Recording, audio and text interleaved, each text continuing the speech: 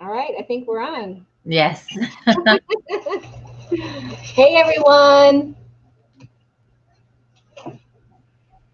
So this is my first live. I'm kind of nervous, kind of anxious, kind of excited, all mixed emotions here. Um, and basically, we wanted to, me and Her Healthy Home, we wanted to do this live and this series for new gardeners. We know that 2020 has brought about a lot of new gardening, a lot of new gardeners, a lot of people wanting to learn how to grow their own food and to be a little bit more self sustainable. So we want to encourage that. And we definitely want to give out as much valuable information as we can to help with that. So, with that being said, this is part two of the series. Part one we did on Her Healthy Homes channel, and I have a link in the description for her channel and also for that video. So if you haven't seen that video, then you can go back and watch that video. It's full of lots of valuable information. We talked about location, making sure that you can see your garden. We talked about the sun and how important it is and where it should be in your garden. We talked about having access to water and making sure that it's easily accessible. We talked about soil. We also talked about space. We talked about selecting plants to match your growing area and your growing conditions because your growing area and your growing conditions are not the same thing. Knowing your zone, that's definitely important.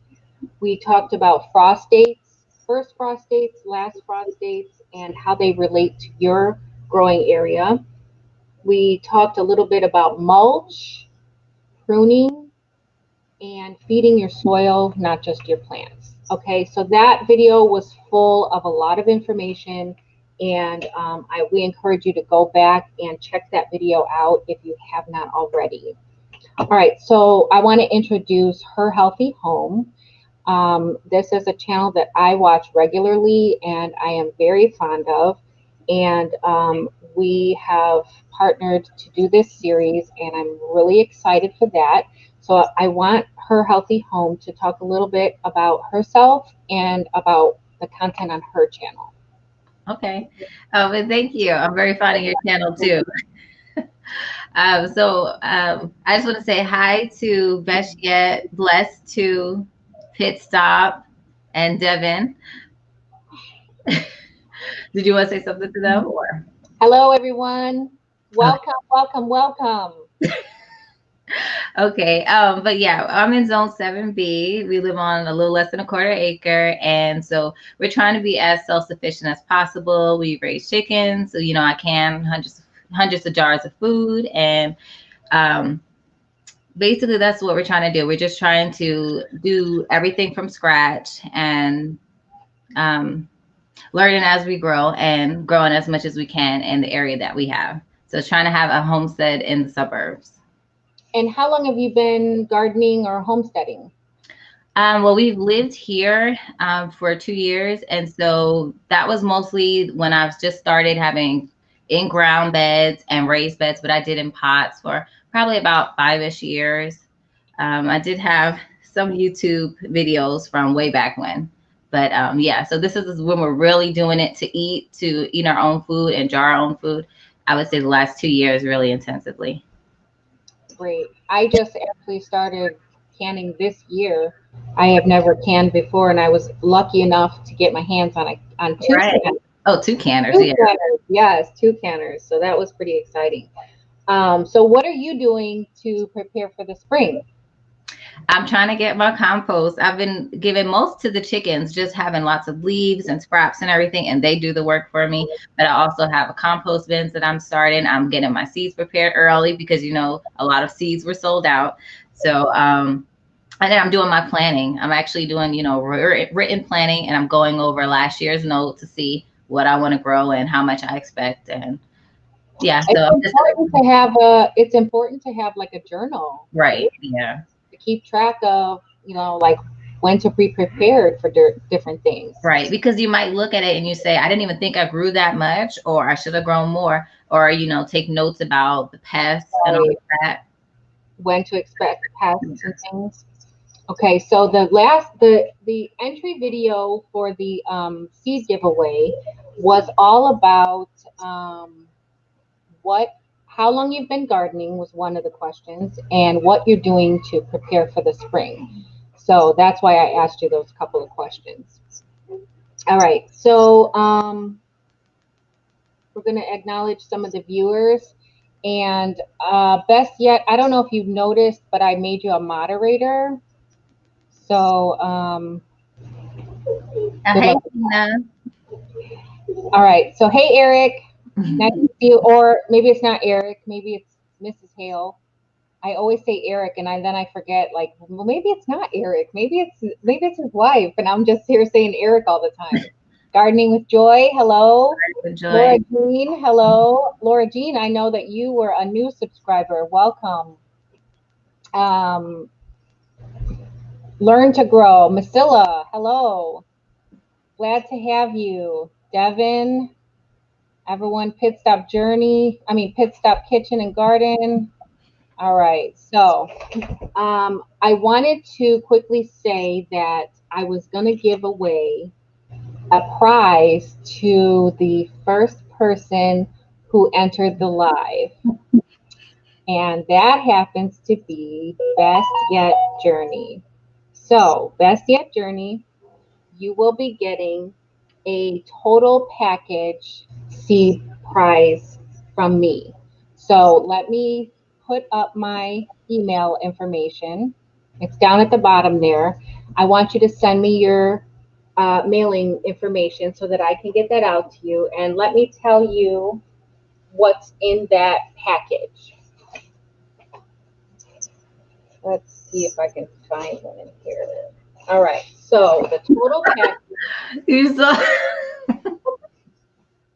Congratulations. Yes, congratulations. Best Yet Journey. All right, so the total package has herbs, which is going to be dill, parsley, basil, cilantro, thyme, and lemon balm.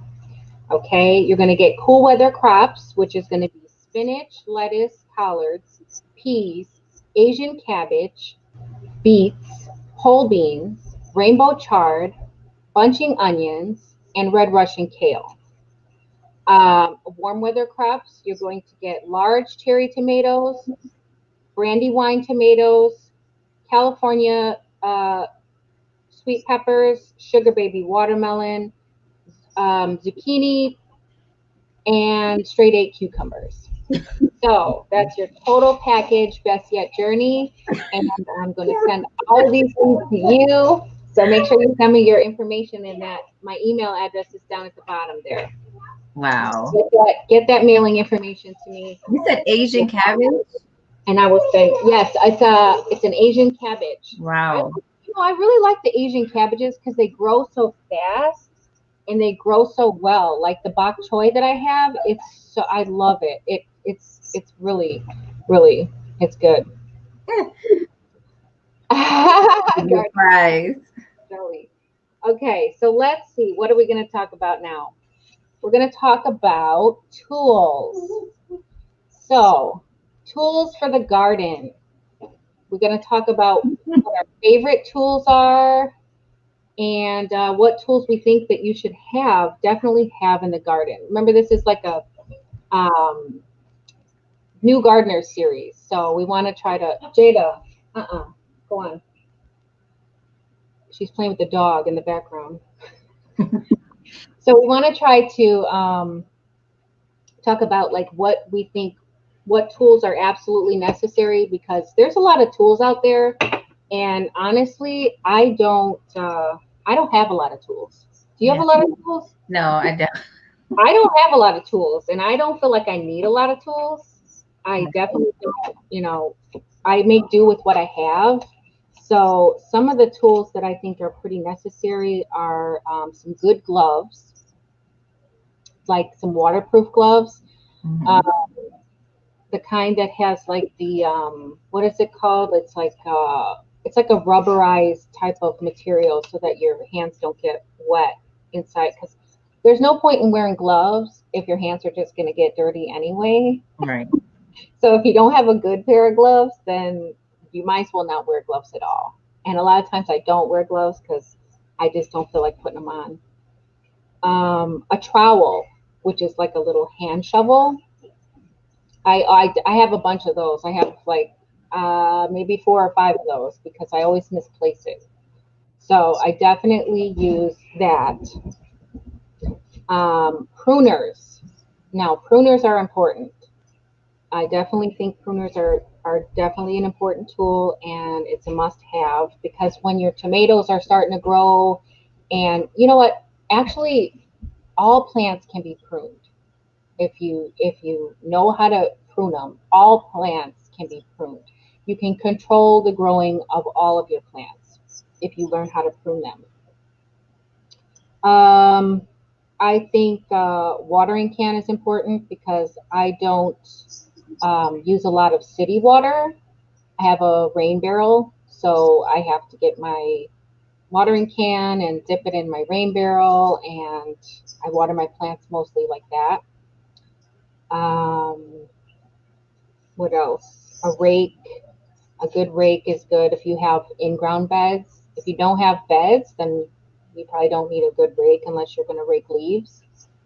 A pitchfork if you have a compost pile. If you have a big compost pile. Sometimes people have compost bins, so you won't really need a fork like a pitchfork. But I have a pretty big compost pile. So, and with wood chips even, it's really helpful when you're shoveling wood chips to use a fork. Stakes, like garden stakes and supports, different supports, those tools are pretty important. My favorite thing to use in the garden is twine. I love using twine. I mean, I use that for everything. I use it for supporting, I use it for trellising, I use it for just a lot of things. I used it in making modifying the greenhouse. I used twine with on the frame. I twined it all up. I love to use twine. It's so easy and it's so versatile. What do you think is good? What do you did I miss any tools that you use in your garden? I think sometimes tools can be something that is not even really a tool that's for gardening. So for me, I like to use chicken wire a lot because it's a cheap trellis. We have it because we have chickens and we make enclosures. So I like to use that. You can use scrap pieces of wood. We use that for a lot of things as well, just even to stake up things. I just like to not buy things all the time. And I like zip ties too, because you can zip tie plants up to stakes. And so, yeah, but I think you pretty much nails all the other ones. And everything else is just like a nice accessory. It can make it easier, but you don't need it. So, Yeah, yeah, they are, Eric. I agree. Those Haas tools are pretty expensive. They're nice looking and mhm. they look like they really do a good job on some things, but they are expensive. Even those baskets that you can harvest your vegetables in. Have you ever seen those like wire baskets and they got Oh, like yeah, I've seen them. Yeah. those are so nice, but they're so expensive. And I'm like, I don't need that. I can just put this stuff in a bucket and take it in the house and wash it. Why am I going to spend, that kind of money on something just I for use like a little basket that you use to collect eggs from the chickens, and you can just put like a little towel in there, something like a dish towel, just to keep things from falling out because the holes are bigger. But if it's things like cucumbers or tomatoes, they fit just fine. And I mean, that's $10. So, and it's pretty big. I like to reuse a lot of things. So like you said with the trellising, um, I have like a whole pile of sticks and branches and twigs and things, and I like to use those kinds of things for trellising. Like Hmm. the twine, I will, construct a construct a trellis with the twine and the branches, and Right. hey, yeah, so I agree about not having to spend a lot of money on things that you just really don't need. Right. What did Bless Two say? He says he wrote a As question. a new gardener, I've watched a lot of YouTube videos, and some gardeners have expensive tools and make it intimidating sometimes. Right. Yes, yeah, I totally agree. All that stuff is really not necessary. Right. It's, I think it's mostly, it's all for show. And I mean, I get by without that stuff. I Right. don't, I don't need that stuff.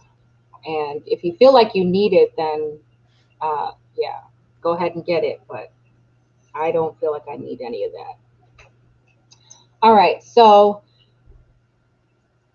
did we miss anything? Does anyone use any tools that we missed? Are there any other tools that you think that you need in your garden that you just can't do without?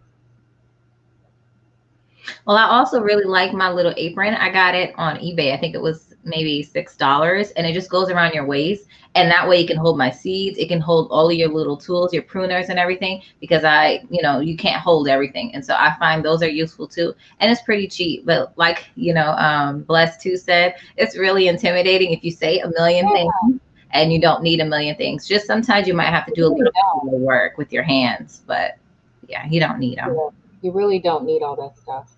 Right. A boots. I love my boots. Yeah. Yeah. Because I just got some rain boots for my birthday, and they made a world of difference because I Yeah. was out there in gym shoes and sandals, and I was like, you know what? I need some boots, and Right. I love those boots. Yes. Okay, What type of garden. watering system do you use? What type of watering system do you use For for help? me, Yeah. I'm just setting up because I have rain barrels and we just went and got a connector hose and everything. So I will be using that more next year. But for right now, I get a attachment hose. So that way I can make sure if I want more pressure or less pressure. But I don't really have a real watering system at this moment. I also use the rain barrel and just my watering can. But I also have these watering stakes that screw onto empty water bottles. They're Hmm. blue and they're like spikes and they have like holes in the bottom. So you screw them onto like empty water bottles or empty soda bottles, and you fill the soda bottle or the water bottle with water, and then you just stick it into the ground, whether or not it's containers or raised beds or whatever method you're using to grow in.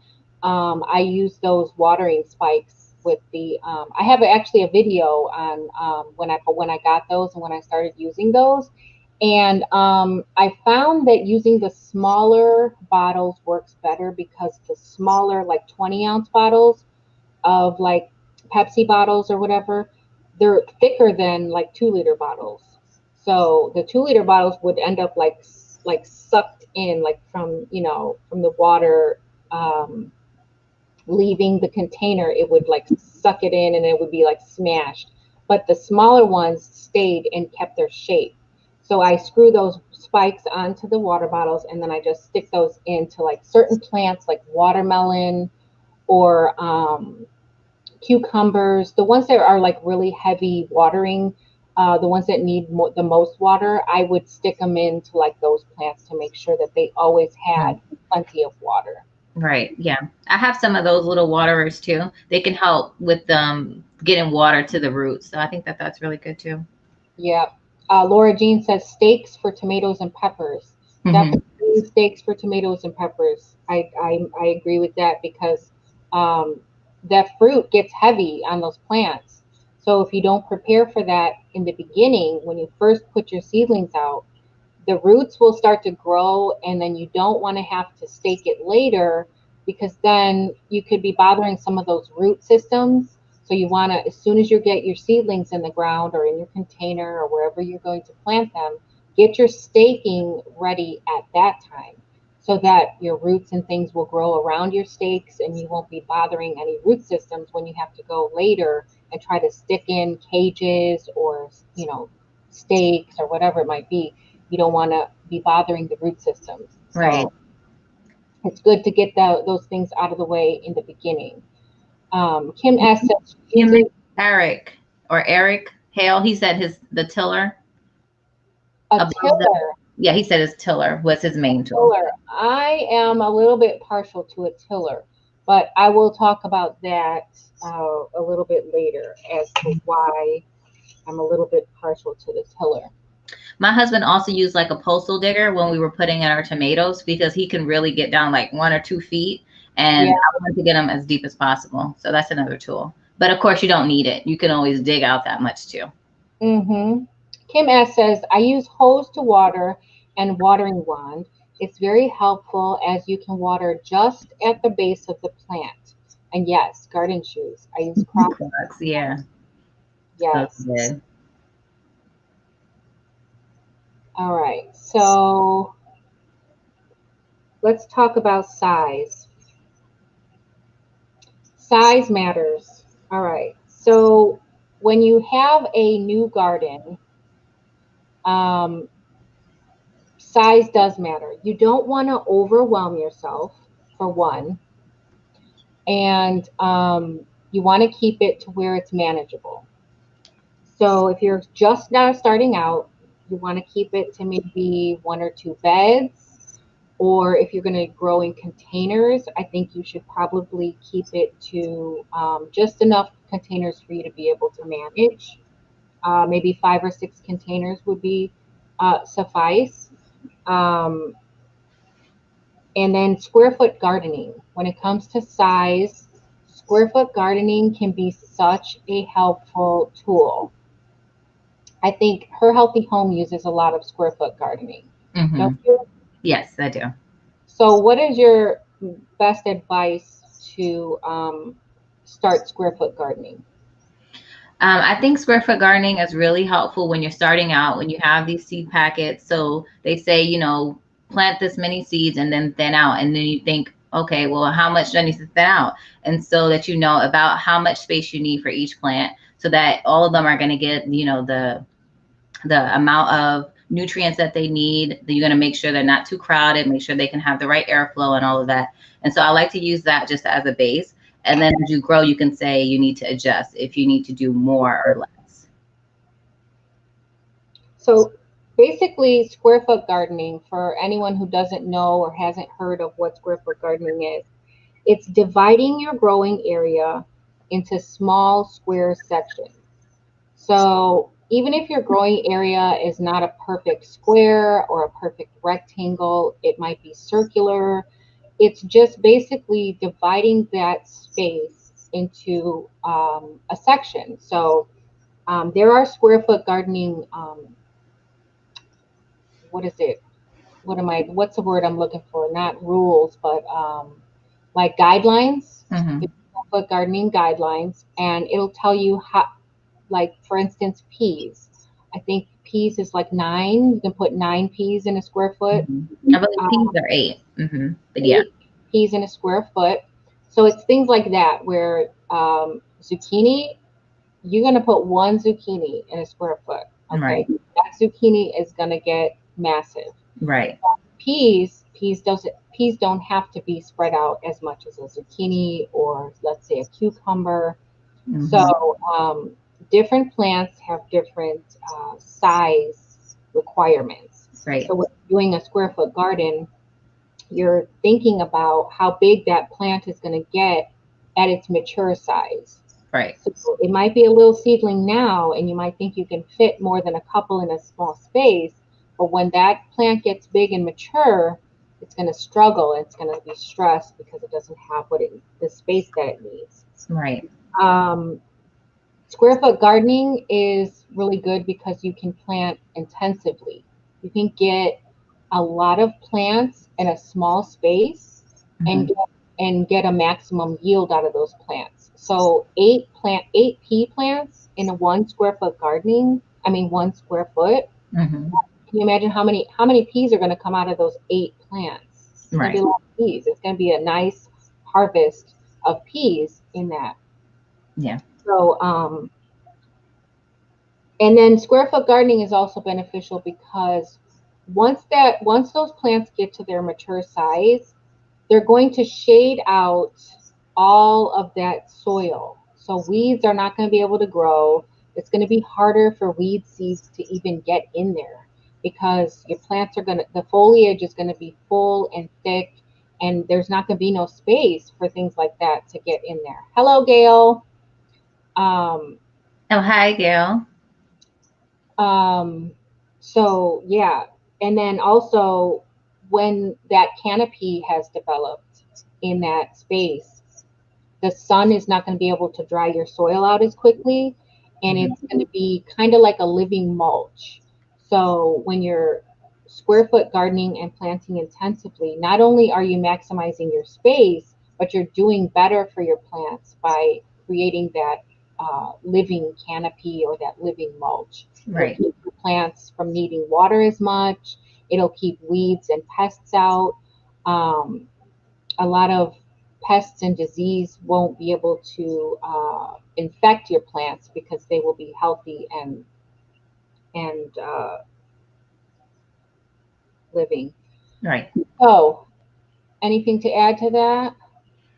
I do think when you do plant intensively for some things, it is good to make sure you prune, because it says like 1 cucumber per square foot. But if you don't plan on trellising it, then it would be good to prune some of them. Tomatoes, the same thing, just to make sure, like you had mentioned, that they're not too close together, they're not competing for the nutrients, and that the airflow and circulation can still happen. Yes. Okay. I was going to say one more thing and I forgot. The thought just left. About the trellising of melons and cucumbers and stuff. Yes, yes. That's another way to maximize your space, is to trellis if you grow vertically. Right. So things like vining plants, like cucumbers, even some squash will vine, like spaghetti squash or different winter squashes. They will vine, and you can trellis them instead of letting them grow all over the ground, and they can grow up instead of out, and then you'll have more space below in order to fit more plants in. Yeah. Wonderland Acres. I have to say thank you to Wonderland Acres, because she sent me a Christmas gift, and it is this webcam that I'm using, and it was right on time. So thank you, Wonderland Acres. I refer to Wonderland Acres for a lot of information on my rabbits. If you are new to my channel, then you have to check out some of those videos. I have rabbits that I raise for the manure and basically just for the compost. But Wonderland Acres is a great resource for all of the rabbit information that I get. Okay. Yeah. So hello, Wonderland Acres. I want to say something about what your last point was. Oh, you want to say hi to Renata? Renata said, what did I miss? You haven't missed much, Renata. We went over some tools, and we went over size matters, and we're getting ready now to do a drawing. So you're right on time. All right, so I'm gonna do a random comment picker. All right, and it's going to be, if you didn't already know, I had posted a video on the entry rules and how to enter for the drawing. So basically the rules were to comment on that video, like that video.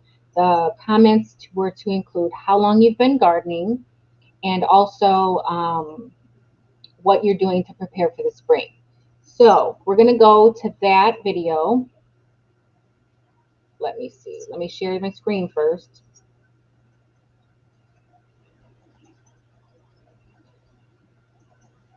All right. Everyone see that? All right, good. So we're going to go ahead and we're going to put that video in, filter out duplicates, get our comments. All right. Everybody ready? We're going to do 2 winners, actually. We're going to do 2 winners right now. You got somebody that joined too. My Alabama Farm Life.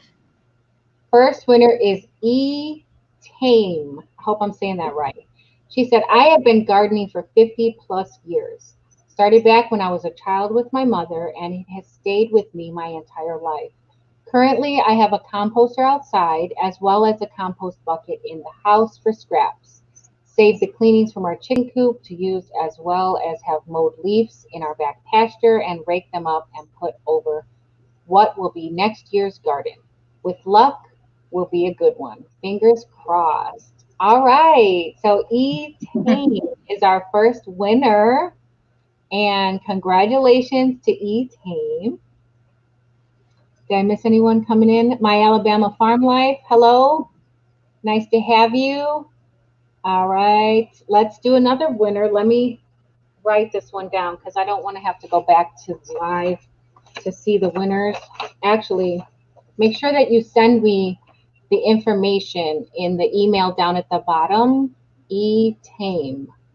Okay, I know you're probably not here now, but when or if you watch the live, send me that information to the email that's going across the bottom there, and then I will be able to send you your prize. Make sure that it is within the 48 hours. If it's not within 48 hours, then I will pick another winner.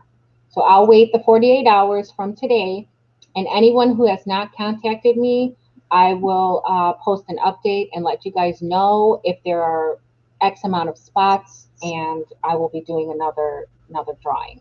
So that was our first winner. Congratulations to E-Tame. All right, so we're going to do another one. Pick another winner. Did you say what they were going to win? Oh, no, I didn't. Good thing. All right, so let me pick out. These are random prizes, guys. I packaged up all the seed packs. There's an herb pack, there's a cool weather pack, and there is a warm weather pack, and then there's a total package. Okay, so those are the prizes, and I have them in this bag, packaged up, and I'm just going to pull one out for E-Tame, and she has a total package. You guys see that? Trying to get it. Total package. All right, total package comes with the herbs, it comes with the cool weather crops, and it comes with the warm weather crops. So it's going to come with dill, parsley, basil, cilantro, thyme, lemon balm. Then it's going to have spinach, lettuce, collards, peas, Asian cabbage, beets, whole beans, rainbow chard, bunching onions, red Russian kale, large cherry tomatoes, brandywine tomatoes, California Wonder sweet peppers, sugar baby watermelon, zucchini, and straight 8 cucumbers. So that is E-Tame. All right, the second winner was Double D Chicks and Stuff Homestead. All right, I started back gardening when COVID caused everyone to rush and buy up a lot of the products in the store. I used to garden years ago, as well as helping with my grandpa at an early age. Needless to say, I wish I had never skipped because I love it. It's very relaxing and rewarding. I've started a huge compost pile, as well as put straw over my beds to help with mulching and then adding compost manure on top. Looking forward to spring to get my gardens going. Thank you for doing this giveaway. All right, so that is what's Double D Chicks and Stuff Homestead. Congratulations. All right, so let's get a prize for Double D. This is going to be the warm weather package. So she's going to get all of those warm weather plants there. I don't know if you guys can read that. We got large cherry tomato, brandywine tomato, California Wonder sweet pepper, sugar baby watermelon, black beauty zucchini, pole beans, rainbow chard, straight 8 cucumbers, Italian parsley, Long Island dill, and sweet basil. That's going to be her prize. Okay. All right. Congratulations. Let's go back to this. And say hello to some of the people that came in. Yes, let's say hello to these people here. All right, let's see who's here. Micro Farmer. Hello, Micro Farmer. Nice to have you. Who else? Art of Creation. I'm so glad you made it. All right. Who else is in here? Anyone new? Yeah, you missed one more. I forgot.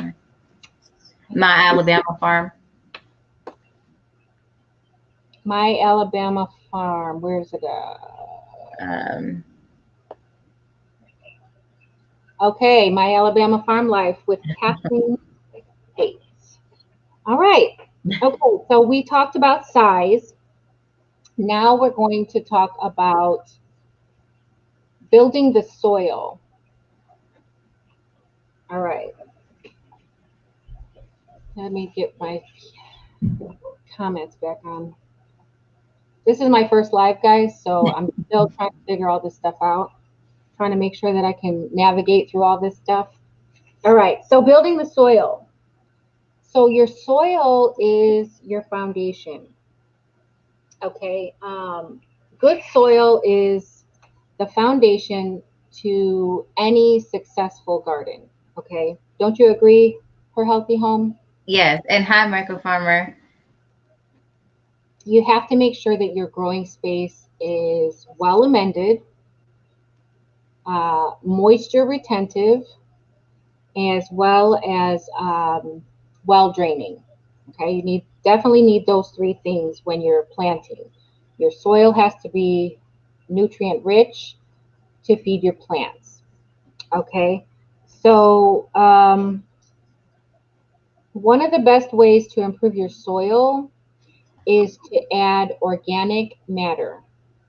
Okay, it helps the soil to hold those important nutrients. So, what is the difference between organic material and organic matter? We hear those two phrases thrown around a lot, like organic material, organic matter, but are they one and the same or are they different? So, organic material is anything that was once alive but is now in the soil or on the soil. So basically your plant materials, if you're, in the middle of your garden season and you're getting rid of some dead plants or plants that have already finished, maybe you're putting in a second succession crop and you're cutting out those first plants that have seen their days. Um, you're cutting that stuff out and you're putting it in your compost. So that's organic material. Organic material can be manure, it can be plant waste, it can be food scraps, it can be the manure. Well, yeah, the manure. So basically, You got some comments? are they? Are they what? I didn't. What is that a question for us? Are they? All right. So yeah, so organic material and organic matter are two different things. So your organic material, once your organic material is composted and it decomposes, that's when it becomes organic matter. Okay, so it has to be decomposed into what is called a humus, and then that is what will feed your plants. Um, before it decomposes, it's not going to do much for your plants, but you have to be able to leach out those nutrients somehow. You can do that through compost. You can do that through leaf mold, um, composted manures. So that is the difference between organic material and organic matter. Mm-hmm. When you're composting, the most important thing is to make sure your materials are in small forms. The smaller the better, because then it's going to break up quickly. It's going to decompose faster if it's in smaller pieces. So you have chicken manure, right? For Mm-hmm. healthy Yeah. food. Uh-huh. So you compost your chicken manure. How long does it usually take to compost chicken manure? And Well, usually whenever we clean out the coop, which is usually only like 3 or 4 times a year, and then that's when we'll take it. Because like you already, we talked about in the last live about the difference between the rabbit manure being ready to use and then the hot manure, so that it needs to be composted for a while. Yeah. And I right. also want to mention about compost teas when you were talking about the compost, because I know that you Hmm. use the compost teas as well in your garden. Yeah. that's one way that you can leach out the nutrients Right, from right. the compost before it's been composted. Like rabbit manure is a cold manure, so it doesn't need to be composted. Mhm. That can go right on your garden directly from the rabbit to the garden, and it does not have to be composted because it's not going to burn your plants. It's a cold manure. There are hot manures and there are cold manures, and the only manures that I remember are cold manures are alpaca manure and rabbit manure. Mhm. There might be another one, but those are the only two I can think of off the top of my head. Does anyone else know of any cold manures? I think alpaca and rabbit was the only two I could think of. Right. But all the other manures are hot manures.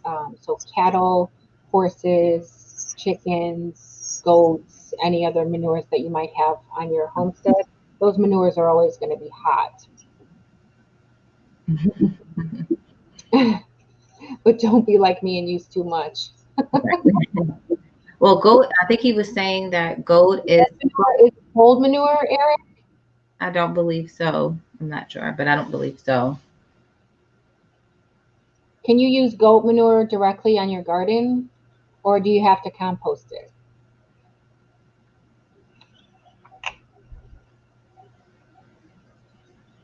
Yeah, I can only think of alpaca and rabbits.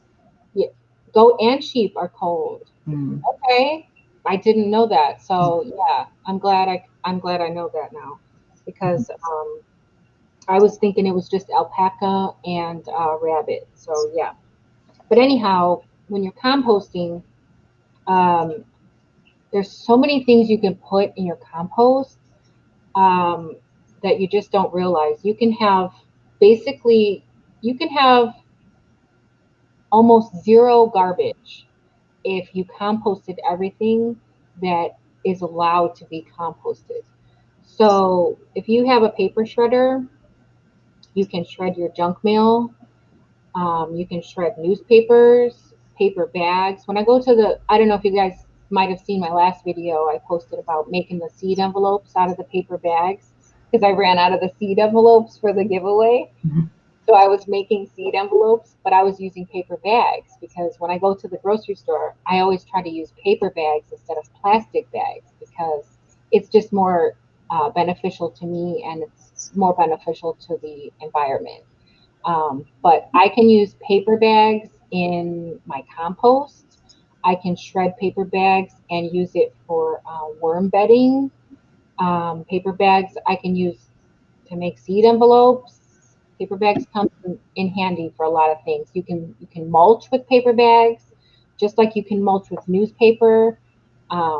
So yeah, there's a lot of things that can go in your compost that you just don't realize. Cardboard, paper, um, all the food scraps. Well, not meat. I mean, it can go in there, but you just really have to have a really hot compost pile to be able to compost like animal and things like that. So I kind of stay away from that stuff because I'm not real good with turning my compost. I kind of just throw everything in there and just keep piling it in. And then whenever eventually when I go to it and flip it, the stuff at the bottom is more composted than the stuff on the top, and I'll sift it out. But for the most part, I'm kind of bad about my compost. I just pretty much just keep piling stuff in there. Do you have a compost bin or a compost pile? You asking me? Oh, I thought that was the question. Oh yeah, but I have a compost bin, and then I just do compost in the chickens area because they have Okay. a little enclosed area, and we just do composting in there too. So what do you put in your compost bin? Is it like a turnable compost bin or is it Oh, like well, you would have to do it by hand, but in the compost, I just try things that are gonna attract maybe like raccoons. I would put that with the chickens so they can eat it. I give them first, dibs, and things like onion peels or the eggshells and things like that. I do put in my compost bin. I don't give my chickens eggshells, which I know you can. Some people do, but I don't. okay, yeah. I did hear that. Like you can use that as like a grit for Yeah, them. for the calcium, but Yeah. instead I use oyster shells. Oh yeah, oyster Mhm. shells. I saw that when you were making that compost, the not the compost, the feeder. You Yeah, know, I that mixed you some got from and some Micro oyster Farmer, shell. right? You saw that on Mhm. Micro Farmer's channel. Right. Yeah, I thought that was pretty cool too. And then it was funny at the end when they were all looking around, walking around, and like, what is this? Yeah, because chickens are always They're they're funny. very curious, but they're very easily frightened. They're like, I don't know what this is. They think something was in there, I guess. So Like they they're like looking at it like, what is that? Where did this thing come from? right. All right, so You got somebody else commented, let's see. guinea pigs. I have guinea pigs. Oh yes, guinea pigs. That's right. I use their waste for compost. It has bedding and Timothy hay in it. It seemed to break it down pretty good. And I use compost tumblers. They are good for small gardens. Yes, they are. They are good for small gardens because you don't have to worry about turning it like a compost pile. You have to like dig it and get in there and like flip it over, and it's better to have like a compartmentalized Right. compost bin if you have like a huge one, so that you have a space to put the finished compost and kind of switch it back and forth. But yeah, the compost tumbler is a really good idea. I had always kind of wanted one of those, but I think a compost tumbler might be too small for me because I put so much stuff in my compost. Right. It's I have a geo bin. If you haven't seen my compost pile, I don't really show it too much, but I have a geo bin, and it just has like it's a plastic bin and it has a bunch of holes in it for aeration, and it just sits in the corner of my garden, and I always pile stuff in it. So, but yeah, compost is a great thing to have in your garden because you will be able to feed your soil with that. Right. Art of Creation said chickens can be divas too. Right. I know. I've seen their chickens. They You are can see so their funny. videos, the short They videos, are chicken funny. jump in, I think trying to get Yeah, some food. and they like to eat snow. Oh, They I've heard that about Yeah, Instagram. they were eating the snow, but it was funny when they were like chirping or making their noises. It was like wow, they were so excited for that snow. You're welcome, Micro Farmer. Yeah. All right, so let's see. We talked about building the soil, feeding the soil. Did we miss anything?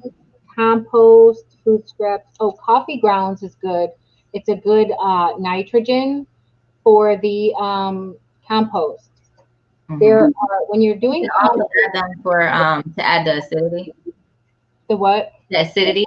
Like you use the unused coffee grounds, you can add it to things like blueberries for the acidity.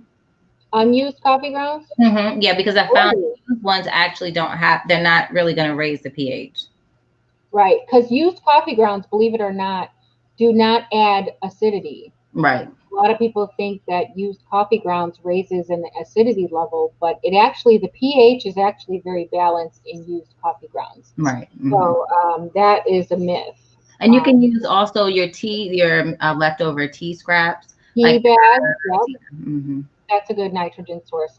So compost is basically 2/3 brown material, which is carbon, and 1/3 nitrogen, which is green. So you've got greens and you've got browns. Okay, this is the science of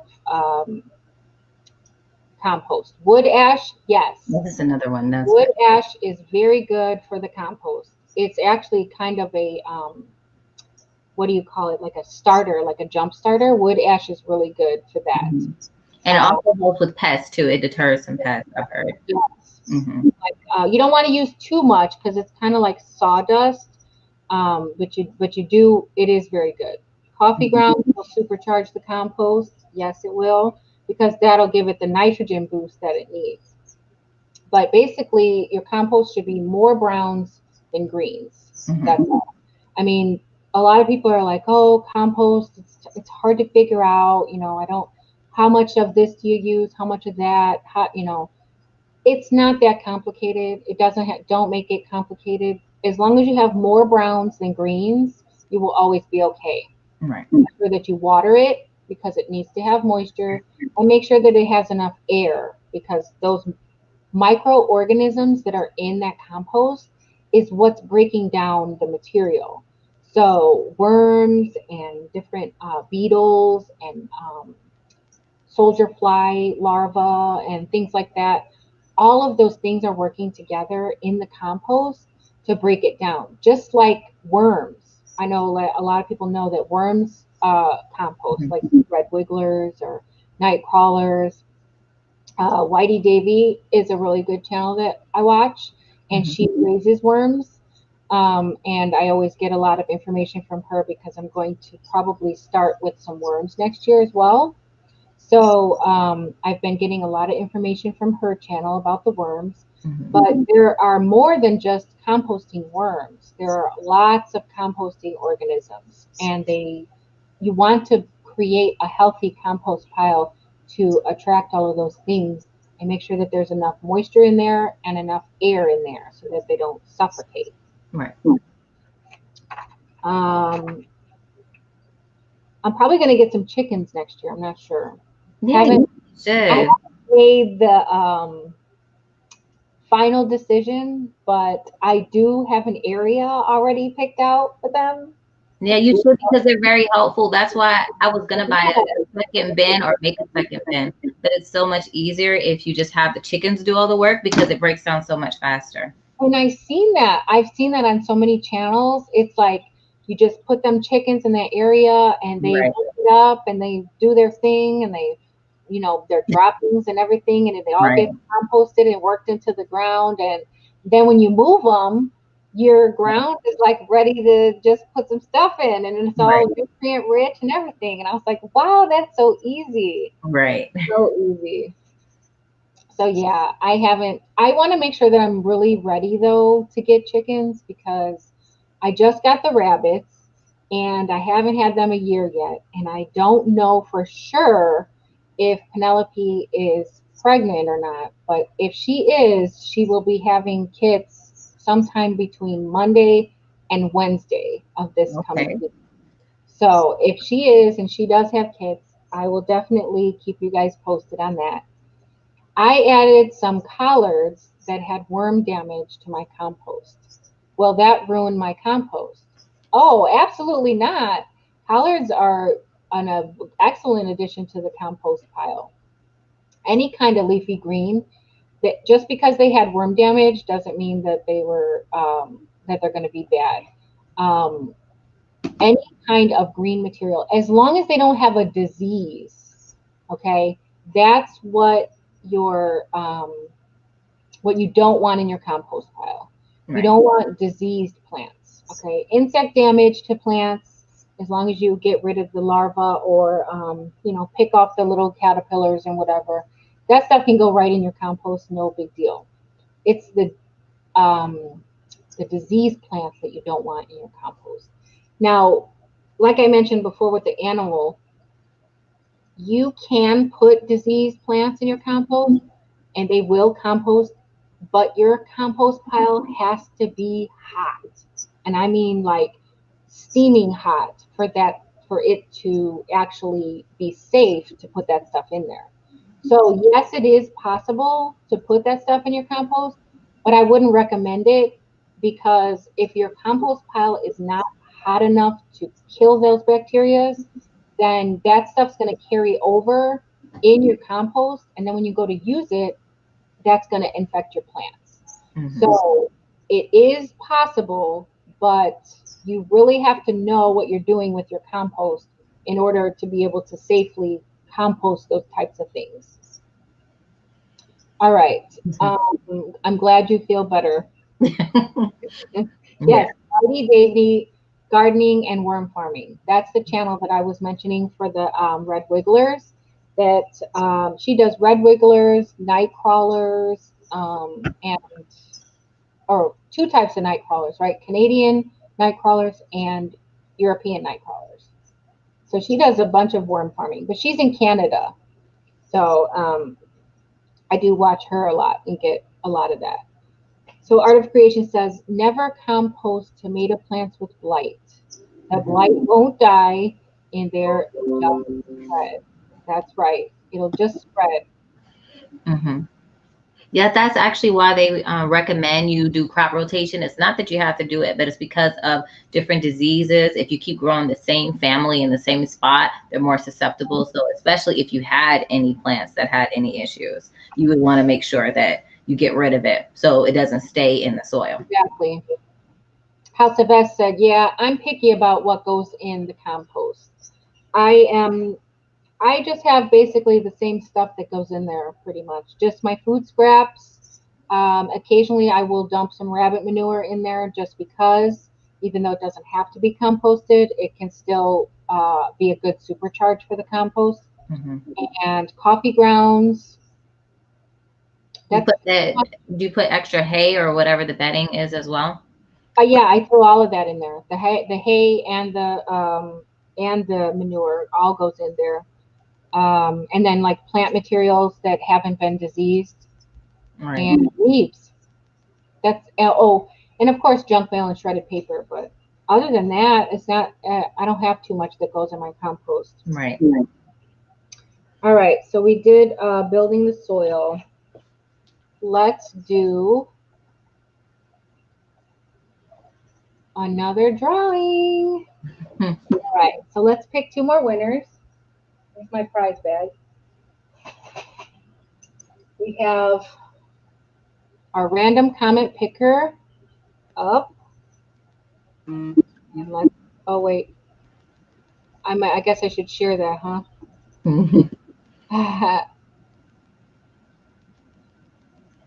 You missed a comment earlier where Art of Creation was saying you were doing a good job for your first live.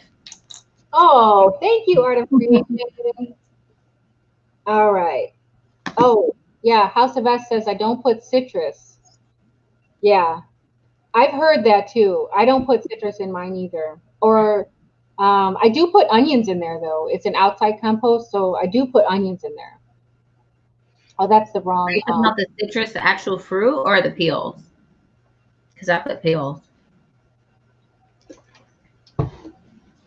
Let me get this screen up so we can do our comment picker. All right, can you guys see that? No problem, Laura. Yeah, we can see. Jeremy Heilman. Jeremy Heilman. He's our next winner. He said, I had a garden when I was 16. I'm 42 now. I'm starting strawberry seed, and I've started pineapple plants indoors. All right. I think I've seen a couple people that have pineapple plants indoors. Congratulations, Jeremy. Let's see what he's got.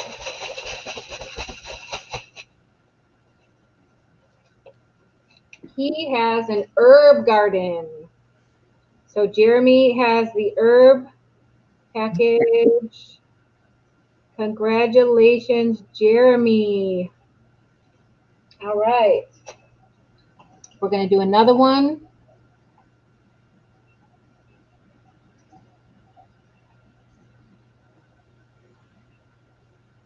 Kim S. I've been gardening about 12 years, but have learned so much in the past year watching YouTube. It's the first winter I mulched all the leaves in my yard and covered my beds with them. That is amazing. I love doing that with the leaves. They're such a great resource. Congratulations, Kim S. All right, let's see what Kim S won. She has a total package. All right, Kim S. I'm not going to go through all of those plants again.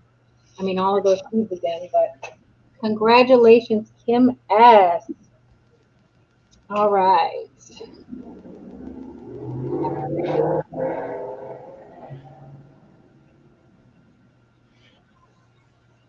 All right, Kim S. There's the email down at the bottom for the winners.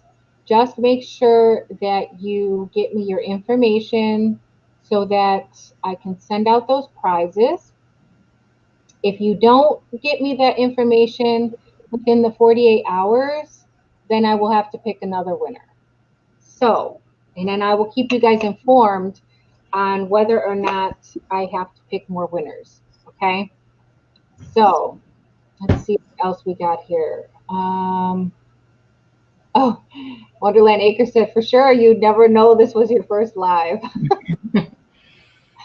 Yeah, this is my first live. So thank you guys for being so supportive. Thank you, thank you, thank you. All right.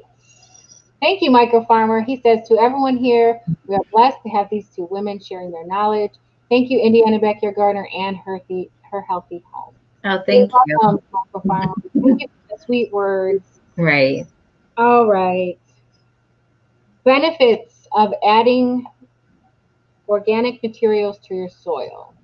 You want to touch on that? Was that benefits of adding organic materials to your soil? Yes. Just whenever you plant anything, all of the nutrients go into the plant. So you always have to make sure you're putting things back into the soil.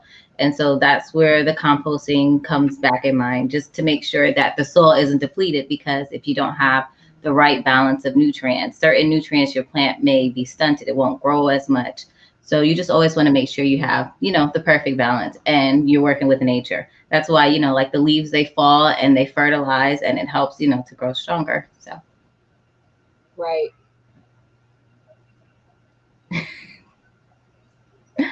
Yes, I am learning a lot this afternoon. Thank you. You're welcome, my Alabama Farm Life. I'm so glad you joined us. You are definitely more brave than we are right now.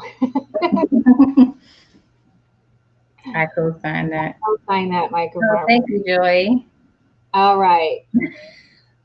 Total package. Don't say, what did I miss? Yes. Thank you, Bessie at Journey. Bessie at Journey, I made her a moderator because I figured I would need one. And thank you so much, Bessie at Journey. You're doing a great job. Oh, hey, Diva. Diva Jones is here. She said, what did I miss?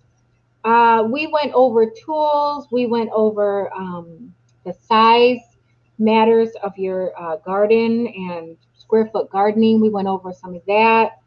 We just finished talking about the difference between organic matter and organic materials and composting. We did that. We did 2 drawings, and we're getting ready to talk about the benefits of adding organic materials to your soil. So, the House of S says earthworms. Earthworms. Oh, the earthworms that they help the soil. I'm thinking. Yes, they do. Yes. Actually, like Davey said, that they're not really composting worms. They're not really composting worms. Okay, so the difference between earthworms and composting worms is earthworms eat the materials that have already composted, like the humus. They only eat like the different organisms that are in the soil and whatnot, but they add aeration to your soil is what they do. They don't disturb your plants, but they add aeration around the root system of your plants so that your root systems of your plants can get oxygen and water and different things that they need as well. So that's how earthworms are really beneficial to your garden.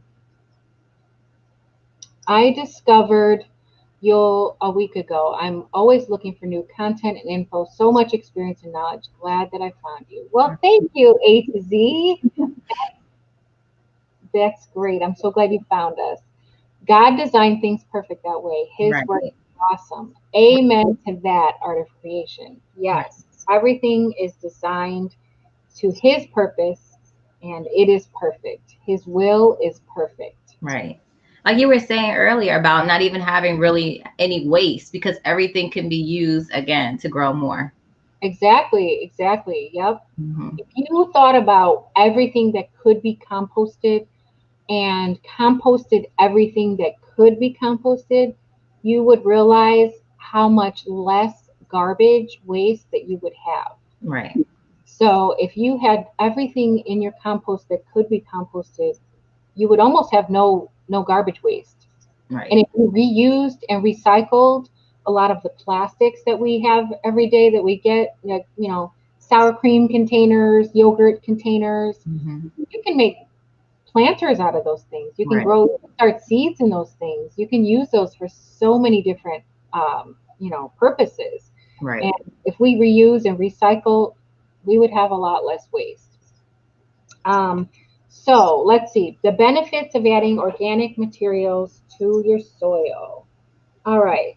So let's see. I got a bunch of notes here so that I don't forget any kind of information. I don't want to leave anything out. So for one, it improves your soil structure. Okay, the structure of your soil is very important. We talked about a little while ago building your soil up with organic materials and organic matter. Um, Basically, you're you have to feed your soil. You can't concentrate too much on fertilizers, like chemical-based fertilizers, because those are just going to be liquid fertilizers that go directly to your plants. And while that's good, you're feeding your plant because you want your plant to survive and you want your plant to thrive. Um, you have to feed that soil, because if you're constantly taking out of the soil, if your plants are constantly taking all the nutrients from the soil and you don't ever put that back, then your soil is always going to be bad. Your soil is always going to be dead, I guess you could say. Your soil is alive, and you have to keep it alive. You have to feed it to keep it alive. If you went the whole summer without eating, you wouldn't make it very far, okay? You wouldn't make it very far. You'd be very nutrient deprived, you'd be malnourished, and Right. that's your soil. Your soil is malnourished. If you don't feed your soil, it's going to be malnourished. When you take care of your soil takes care of your plants, okay? So you're concentrating on plants, but what you really need to be concentrating on is this soil, because that soil is what's going to feed your plants. Right. So Diva Jones says the main one for me is water retention. Yes, water retention is definitely on the list. When the soil structure and texture is healthy, it retains water. It's going to do that on its own. Right. So it'll be less for you to have to water your garden, and it'll be less on your water bill if you're using a hose or whatever, if you have a huge garden. So yeah, water retention is definitely on the list. It's one of the main things. So like I said, it improves soil structure so that water, air, and energy can move freely through the soil. So when your structure is good, it will complement everything. So if you think about your body, your hands, your feet, everything has a purpose. Your ears, your eyes, it all has a purpose, okay? Your soil is the same way. It's like a body. And there are so many things connected to your body that have different purposes. And you would hate to be without one of those things. So if I had lost one of my hands, I would have to learn how to manage with using just one hand. And that would be stressful. You would, after a while, you would get the hang of it, but it would be stressful. And it's the same thing with your soil and your plants. When your soil is not what it should be, your plants get stressed because they can't uptake the nutrients that they need from the soil. Okay, so your soil texture, it's got to be crumbly to the touch. So when you pick it up, you can squeeze it and it'll clump together. But then as soon as you touch it, it should crumble. So it should be nice and loose and loamy. Okay. So one of the benefits of adding organic material is, like, if you have clay soil, it will it will improve your clay soil. It takes a while, and yes, you have to be patient, but it will loosen that clay up and make it into what you need it to be. if you have sandy soil. I think Florida has like really sandy soil. Um, yeah, I think Florida has really sandy soil. So adding that material to that sandy soil is going to help you to retain water and things like that. So no matter what kind of soil that you might have, your organic material and organic matter is going to make it that much better. So that's what you do. That's how you build up your soil. And like I said, it takes a while. It takes a long time. Um, if you're just starting out on a homestead and you're just starting a garden and you are, thank you, Art of Creation, for coming. Thank Yes. you so much. You have a great day. If you're just starting out, just be patient. Um, you know, it takes time. It takes time. You can start out in containers where you have more control. You can build raised beds and have more control that way. But if you want to grow in the ground that you have to build that ground up. Some people are blessed. They have really good ground. I don't know. I'm not sure of any places that have like really good soil. Like, what do you think, Her Healthy Home? Like, what Where are the I live, we have clay soil. you So have clay soil? I did add just different composts and different things like that when we first started gardening. But I know that it's gonna, like you said, it takes time. So it's gonna take multiple seasons for it to really maintain that. I think I'll add some sand because it does pool a lot of water. So I do need it to drain a little bit more. But the clay is really has a lot of nutrients in it. It's really nutrient dense. It Yeah, just it's hard to plant in. But once you do, it's things do thrive there. yeah. What kind Uh, of soil do you have? we've got some pretty good soil in Indiana. It's a little sandy, but for the most part, it's pretty good. The place that I live now, I have there's so many tree roots that are coming up like in my area, whatever. So it's hard to find like the good area to plant on my property. But it for the most part, the soil is pretty good. Um, so I wanted to talk about the top 6 inches. You got two comments about your soil really quickly from Laura. Yes, Okay. Northwest Indiana has loamy soil, so I'm blessed. Yeah, that's what. Yes, Peoria, Illinois has awesome soil. Good job. Oh, Kim S, you're here. Did you know that you won?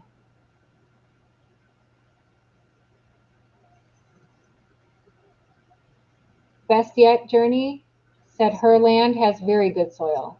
I think they used to garden here. Well, that's a blessing. And you Yeah, missed one Kim also. S, You missed one more. Miss My Alabama Farm. She said, yeah, clay is great. yes, clay is great, but like concrete when it gets dry. Yes. Uh-huh.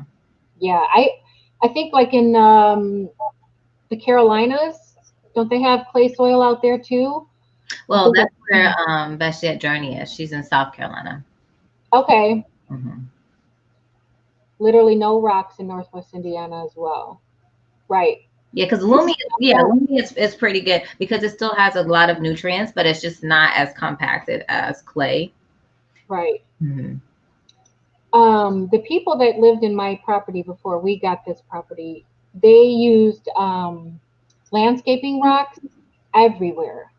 So there are those like I forgot what they're actually called. I don't think they're called river rocks, but you know what I'm talking about, those round pebble like rocks. Hmm. They are all over my property, and I had to dig out like buckets of those out of where I was trying to build my garden. Hmm. So yeah, I I like those as mulch. We have that in some areas instead of mulch. I have them in the front. I don't mind them in the front of my house because, like you said, it's like a mulch, and Hmm. they have them around like all the bushes and things like that. So the front of the house looks really nice, and the rocks I don't mind in the front. But I wanted to put like flowers, and I wanted to get put some bulbs in the ground in the front, because there's not a lot. There's just no flowers in the front, and I wanted to like kind of beautify the front. But those rocks are everywhere, and I cannot get through. As I'm trying to dig them out and dig them out, but I don't know how deep they go. They really got a good deep layer of those rocks in there. So I had given up, and I should go back, and I will.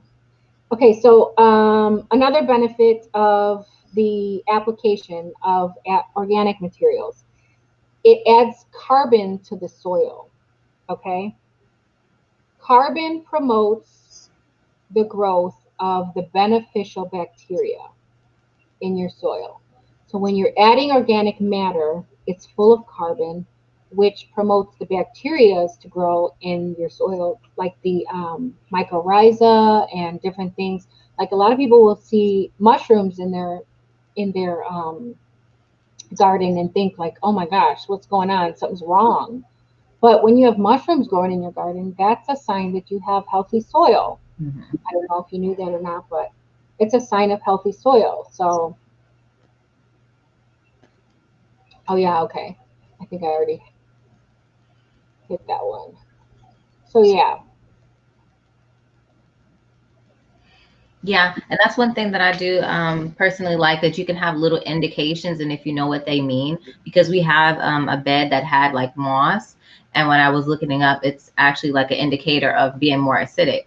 So it's always good to pay attention to your garden and know why this is happening.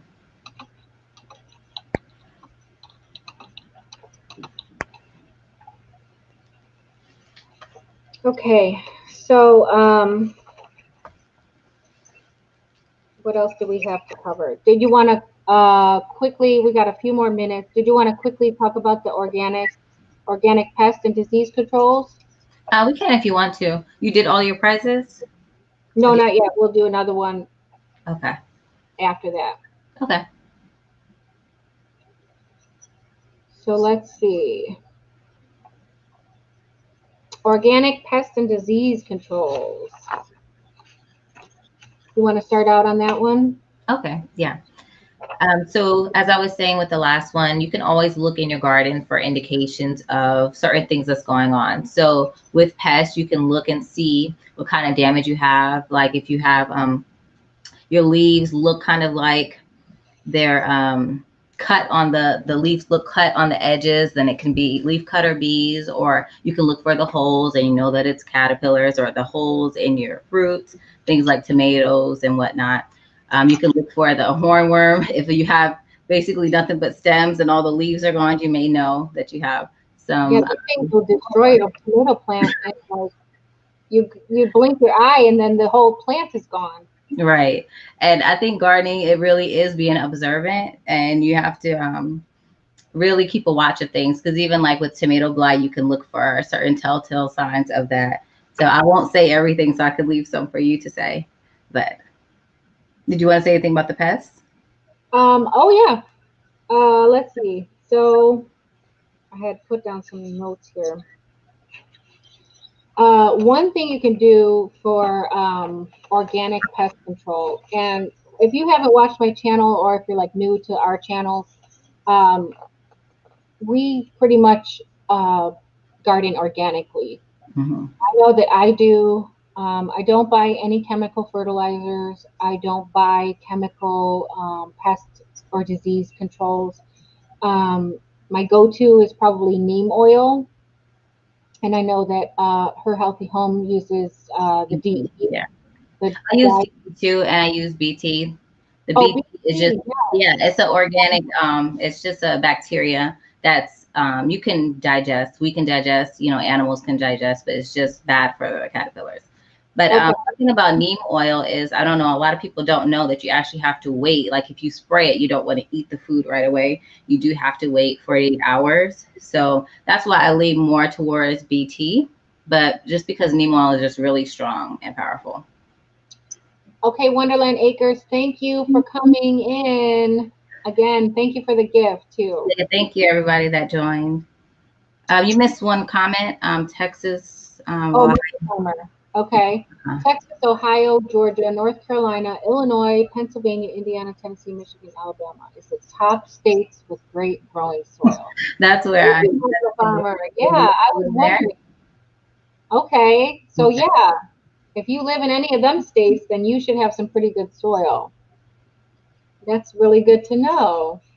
Thank you, Michael Farmer. Hmm. All How was right, you saying? so Oh, but yeah, about the organic, the and also organic, just water and soap.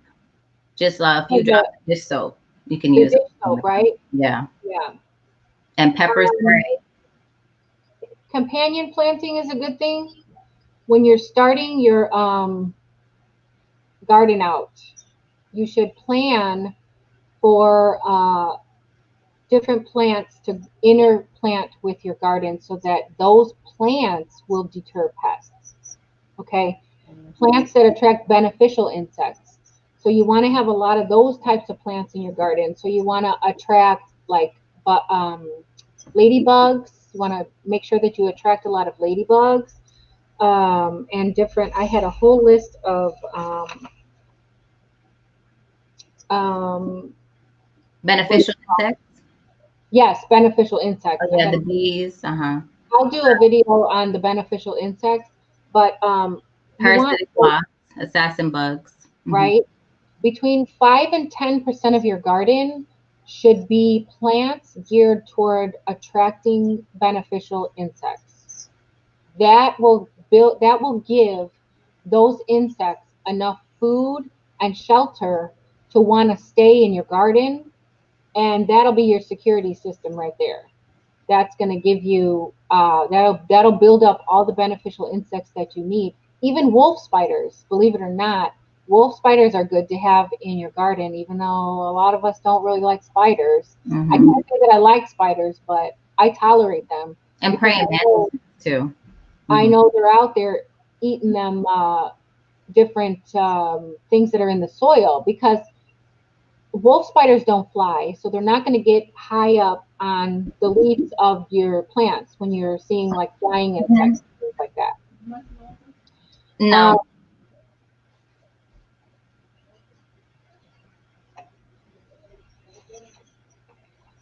so yeah, I'm going to do a separate video on companion planting and planting like the right types of plants for attracting beneficial insects.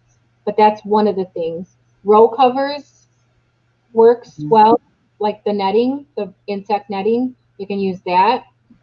And then we already talked about like DE and PT, BT, and then neem oil. And then Diva said she likes the neem oil, but it gets so hot that she can't use it in the summer and the other times of the year. Hmm. Or, But you also can just use things in your pantry, like cinnamon. You can just use this powder of cinnamon for things like ants, and you can do that with cayenne peppers for things cinnamon like good, bread. yes. Peppermint oil. There are Right. lots of essential oils that you can use. Peppermint oil. You can also make like a garlic and hot pepper spray, Hmm. and that works for different things. There's a lot of organic remedies. So Right. you just have to be able to research what you can do without having to use toxic chemicals. And some people have even said that they've used flour to repel some of the worms that eat. Mhm. Okay. Sometimes it's your soil. Sometimes you might have things, diseases, and things that are in the soil.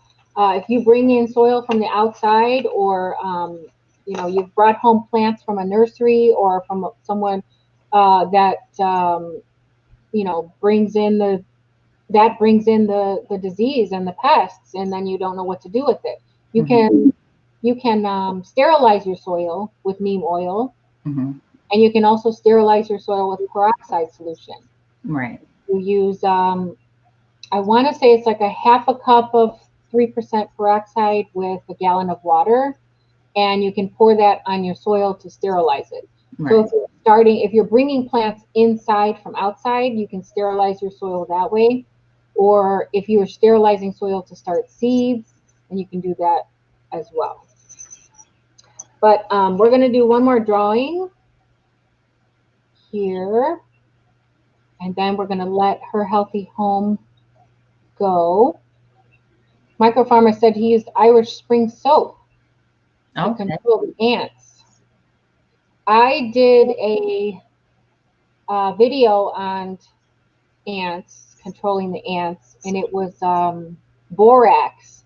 I Hmm. used borax and sugar, and I put that in a water bottle, and I set it down on my right next to my plants that were because believe it or not, aphids. If you have aphids, it's usually because you have ants. The Right. ants take the aphids from the ground and bring them up to the top of your plant because they want the aphids to suck that sugar out of your plant, and then they come up and they get it. So, believe it or not, if you have an aphid problem, you probably need to start with The ants, yeah, because the ants will protect the aphids. right. Mhm. So, because they go hand in hand. All right. So let's see. Can we see that? Okay, we are. Mhm. Let's pick another winner. Gardening LSB. I've been gardening for about almost 6 years, almost 7 years now. I started when we moved to a rental home in the country, and one day I walked over to the side of the house and there were tomatoes and squash growing. I had never seen them and I didn't plant them and was harvesting food that just appeared. I saw how food had just appeared and figured I would was not hard to grow. I started growing from that month and now grow in raised beds in town. I've been closing down my garden outside, but planting my garden inside for my spring garden. I'm in the process of hanging the lights and getting everything started for the early planting. I have a ton more raised beds now, so I will need a lot to start for the spring. All right, gardening LSB. You have won. Let's see what she's won. And The bye, real Joy. exclusive. What's that? Oh, Guardian with Joy is leaving, but she said, Oh, "Have a good okay, evening." Gardening Joy. Thank you so much for staying. All right, let's see. She's got a cool weather package. Gardening LSB. Cool weather package. I'm going to put up the email there at the bottom. So Gardening LSB will have 48 hours to get me that mailing information. All right, let's do another one.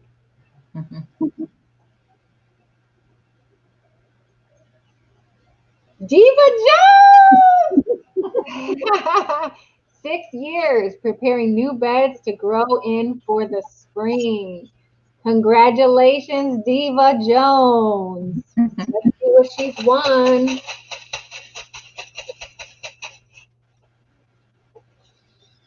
She's got the herb garden. All right, Diva Jones. Congratulations. All right. Let me put this away. There we go. Good job. Is Diva Jones still here? Make sure you get that email address so you can get me those. Oh, look, yeah. All right. She said, finally, I won something. All right, Diva Jones. Good job. Congratulations. Micro Farmer said a 50-50 of Irish Spring soap and Dawn dish liquid. Okay, so that was for the ants. Yeah, I heard Irish Spring is really good in the garden. I think it deters deer too. I Oh, heard. yeah, I've heard that. Yeah. I'm not sure about that, but I think so. So Mhm. we're gonna let her healthy home head out. She has to head out at 3:30. I have a couple more drawings to do. So thank you so much for joining us, Her Healthy Home. And if you guys have not seen her channel, I have it linked in the description. And you can also go and watch the part 1 of this series on her channel that we did. So I just want you guys to go ahead and check her out. So thank you for joining me. And I'll let you For go. inviting me over. No problem. Thank you for all your information. Thank you. Okay. And congratulations to everybody. And thank you for joining. All right. Okay, so Look at all my seeds over here, you guys. All right, so we were talking about organic pest controls.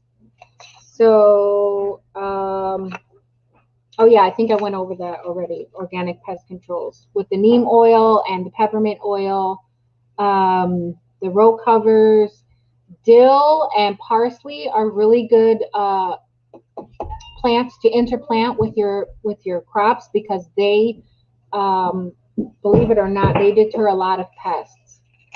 So dill and parsley, and that was one of the main reasons why I wanted to include dill and parsley with every one of the prize packs. So every one of the prize packs has dill and parsley in it, so that you guys can do that. I did want to really quick touch on, let's see, tilling. I did say I was going to do that. So to till or not to till, and reasons behind no tilling. I know that a lot of us hear mixed reviews on tilling, whether or not you should or shouldn't till your soil. And basically, you can till your soil up to about 12 inches. Okay, anything more than 12 inches is actually going to be a little bit detrimental to your soil.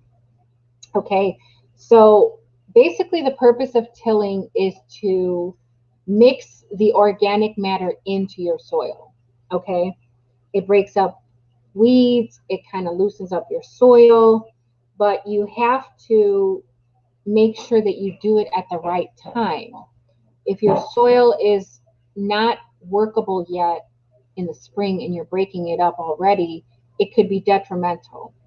If your soil is too dry or if it's too wet, there's different degrees in tilling and not tilling. So what happens when you till is when you're disturbing your soil, you're adding oxygen to your soil. Okay, so the more that you till it, the more oxygen that's going to go into your soil. So when you're adding oxygen to the soil, it increases the microbial activity. Now, microbial activity is going to feed on your beneficial bacteria. Okay, so that's why tilling is it can be detrimental. But as long as you keep it shallow, as long as you keep it within the first 12 inches of your soil, then you should be okay. But any deeper than that, and you don't want to keep doing it. Okay, once in the spring should be good enough. That's just to loosen up your soil, just so you can mix in the organic matter. But if you're tilling your soil and you're not adding anything into the soil, then that's detrimental to your soil. So you need to be making sure that you're adding in organic matter when you are tilling, not just tilling, because that's just going to add all of that oxygen in there, and your beneficial bacteria that's in your soil is suffering because of it. So when you add the organic matter in when you're tilling, then you should be okay. Okay, so you want to try to keep it to a minimum. I know that we have to break up our soil in the spring. We have to get it loose and all that good stuff, but you want to be adding organic matter when you're doing it. That way your beneficial bacteria has something to feed on and the microbial activity doesn't get too high. Okay, so that I just wanted to make sure that I got that information out for you guys. I have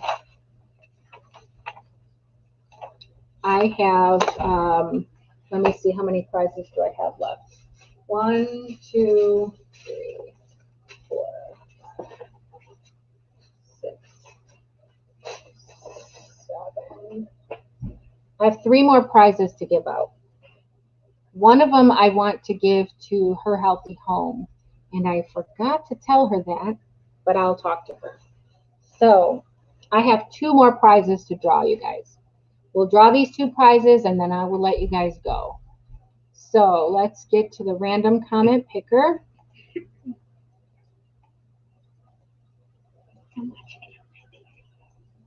All right, and let's get us a comment.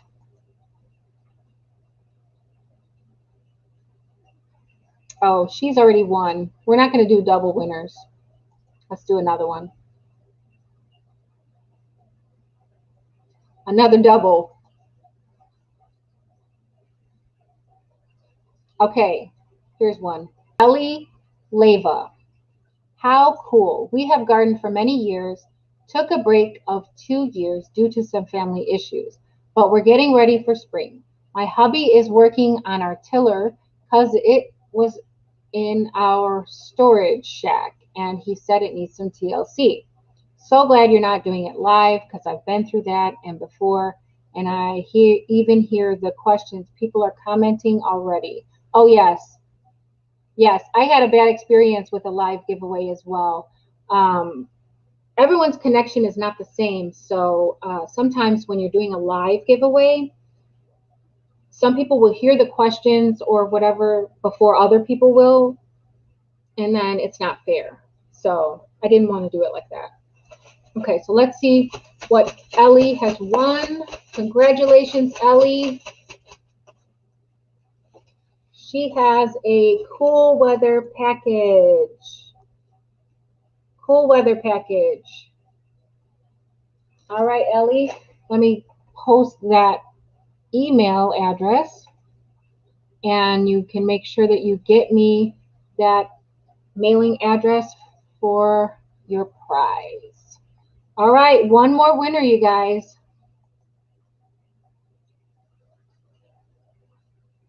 Movie O Lover. I started gardening this past spring 2020 in containers. I bought in my plants from last gardening season and been trying to keep them alive indoors over the winter in hoping to plant them in garden plots in our backyard. We just moved into our first house. Well, congratulations, movie lover. First house, first time gardening. That sounds like a lot of first times there. Well, congratulations on that. And you have the warm weather package. Congratulations. Make sure that you get me that information so that you can get your prize.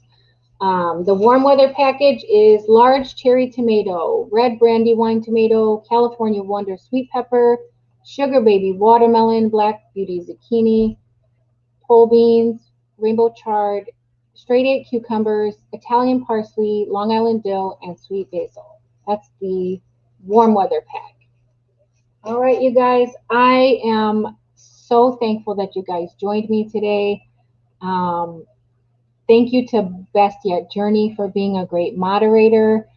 Micro Farmer, thank you for joining. Everyone who stayed till the end, thank you so much for coming in and joining me on my first live and giving me all that encouragement. So we're going to go ahead and end it here and be on the lookout for those videos that I said I was going to do on the beneficial insects. I am going to do one on the beneficial insects, and I will go into more detail on some organic pest control and things, and benefits of adding materials to the soil. So we'll continue on that information because that's a lot of information to share, and I don't want to take up a lot of time with all of that. So thank you for joining me. Congratulations to all of the winners.